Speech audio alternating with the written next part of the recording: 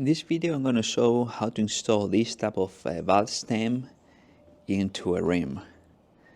And the tools that I'm going to be using is some sort of silicone or lubricant and a tool like this one.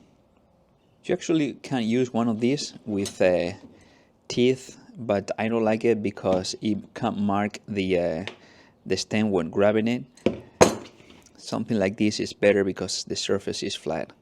So when grabbing the stem like this to pull, it won't damage it. You can use WD-40, oil or anything, but in the end, the important thing is just adding some lubrication into this part of the valve, so it slides easily, just like that.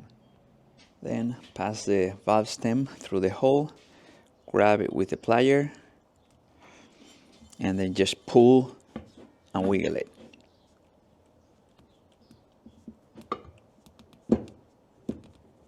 Just like that. And this is the bag. Pretty easy.